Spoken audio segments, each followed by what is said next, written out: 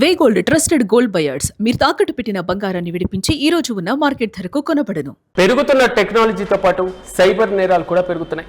సామాన్యులతో పాటుగా సెలబ్రిటీల వరకు ఎవరిని వదలకుండా కేటుగాళ్లు మోసానికి తెరలేపుతున్నారు. తమ వలలో పడేసుకోవడమే లక్ష్యంగా చేసుకొని చెలరేగిపోతున్నారు సైబర్ నేరగాళ్లు. తాజాగా ఏకంగా ఆంధ్రప్రదేశ్ ముఖ్యమంత్రి నారా చంద్రబాబు నాయుడు పేరుతో ఒక భారీ మోసానికి పాల్పడ్డారు.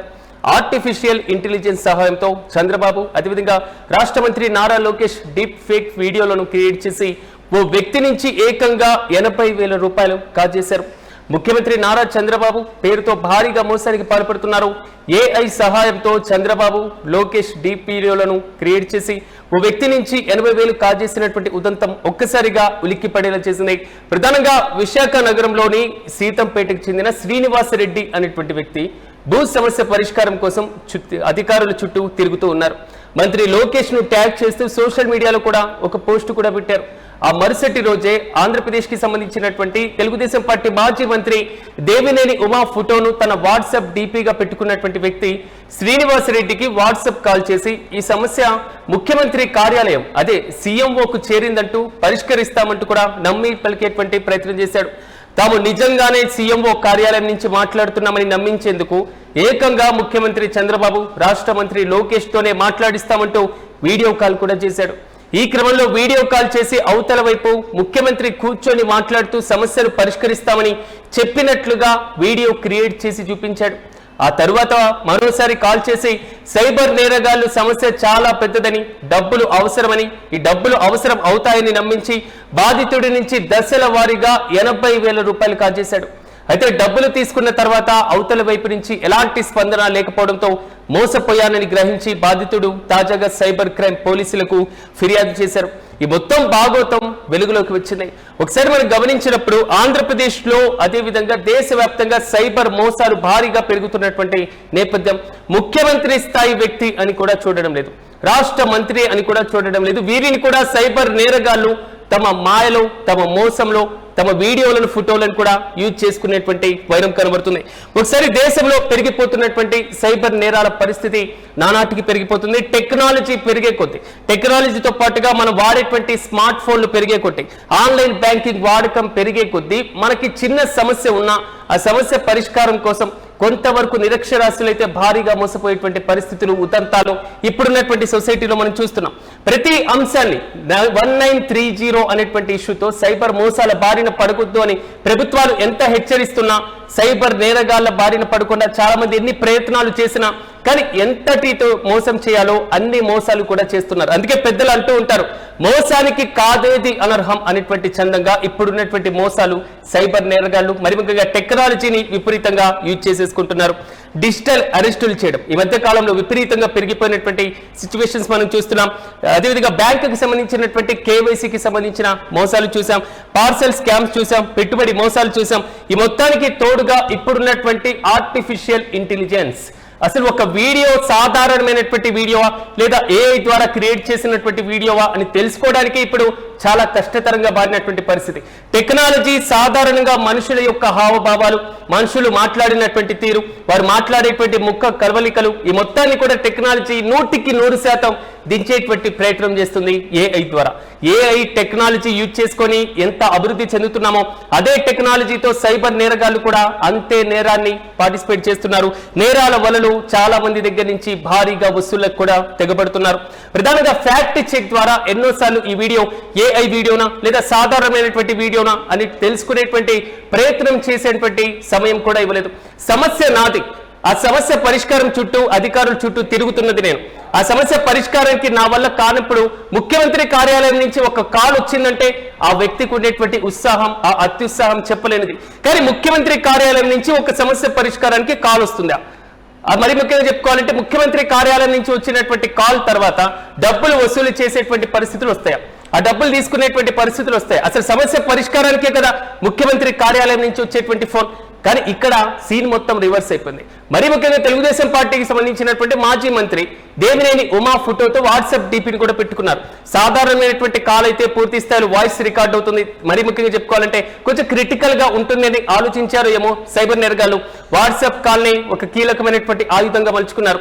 వారు క్రియేట్ చేసినటువంటి వీడియోలను తనతో డైరెక్ట్ గా వాట్సాప్ కాల్ మాట్లాడినట్లుగా వివరించారు. మనం విజువల్స్ లో చూసుకుంటున్నటువంటి విధంగా ఆ వ్యక్తులు మాట్లాడినటువంటి తీరు, ఆ తర్వాత వాట్సాప్ కి డీపీగా మాజీ మంత్రి దేవినేని ఉమా ఉన్నటువంటి ఫోటో, దాని తర్వాత రాష్ట్ర ముఖ్యమంత్రి స్వయంగా మాట్లాడుతున్నట్లుగా వెరీ జూమ్ చేసి ఫేస్ మాత్రమే చూపిస్తూ వీడియో కాల్ చేసినటువంటి వైనం. ఈ మొత్తాన్ని గమనించుకోలేక దాదాపు 80,000 రూపాయలను లాస్ అయినటువంటి పరిస్థితి. అసలే భూ సమస్య, దాన్ని పరిష్కరించుకోలేక ఏర్పడుతున్నటువంటి తలనొప్పులు, పైగా ఇప్పుడు 80,000 రూపాయలను మోసానికి పాల్పడ్డం. ఈ మొత్తం అంశాలు మాత్రం ఆ బాధితులు లబోదిబోమని వేడుకుంటున్నారు. ఈ డీప్ ఫేక్ వీడియోలు ఈ మధ్య కాలంలో విపరీతంగా పెరిగిపోతున్నాయి. మరి ముఖ్యంగా ఈ స్కామ్ లో ఆల్మోస్ట్ పెట్టుబడి పెట్టండి అని చెప్తున్నటువంటివి. మరి ముఖ్యంగా చెప్పుకోవాలంటే మరోవైపు రాష్ట్ర ప్రభుత్వం అమలు చేస్తున్నటువంటి పథకాలకు సంబంధించి ఎక్కడికక్కడ మారిపోవడం, ఈ మొత్తం అంశాలు మాత్రం ఒక్కసారి హై లెవెల్లో సెక్యూరిటీ, మరి ముఖ్యంగా సైబర్ నేరాలకు సంబంధించిన తీవ్రతను తెలియజేస్తున్నాయి.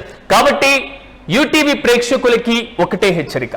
సో మీ వాట్సాప్కి వచ్చేటువంటి ప్రతి అంశాన్ని, మీ సమస్య పరిష్కారమే వారికి ఒక ప్రధానమైనటువంటి ఆయుధంగా ఉంటుంది.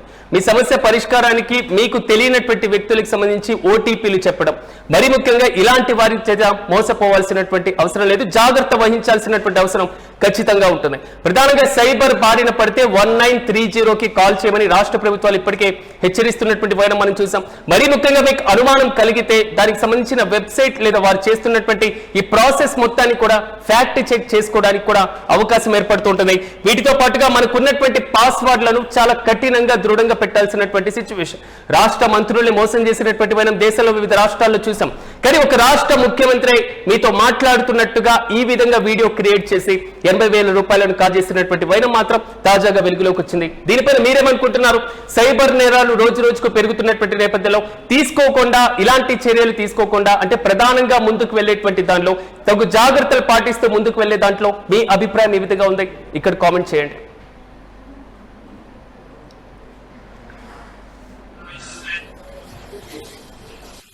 సార్ నమస్తే సార్. సార్ నా పేరు Srinivas Reddy sir.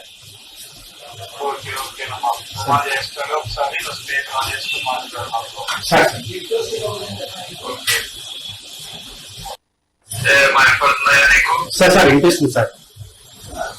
Okay okay మాది నేను ఉంటా పెద్దోళ్ళు చిన్నోళ్ళు అని చెప్పి కాల్ చేస్తాను నీకు. సార్ సార్ చెప్పమ్మా ప్రాబ్లం ఏంటది?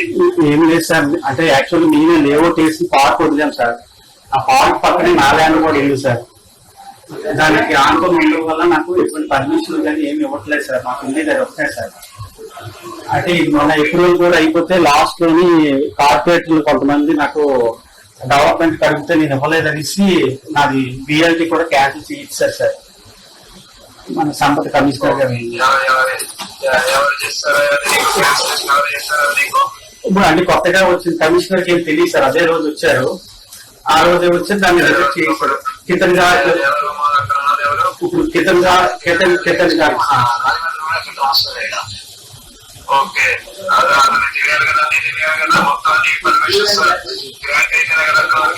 అవును సార్. అదేం చూసుకోకుండా ఆయన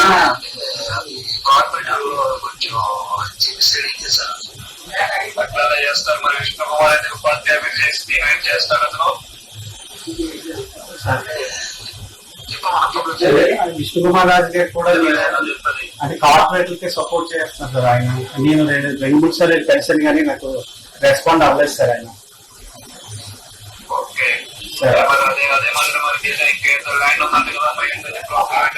అది కూడా మెయిన్ రోడ్ లో ఉంది సార్. అది 8,000 గజాలు సార్.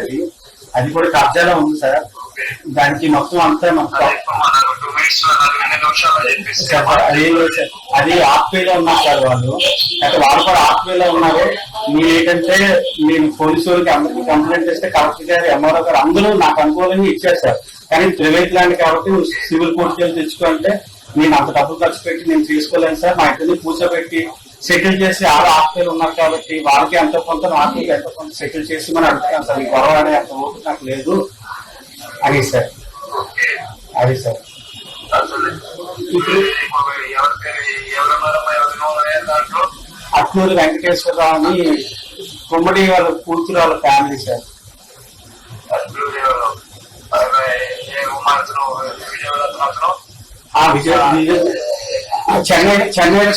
చెన్నైలో సెటిల్ అయ్యారు సార్.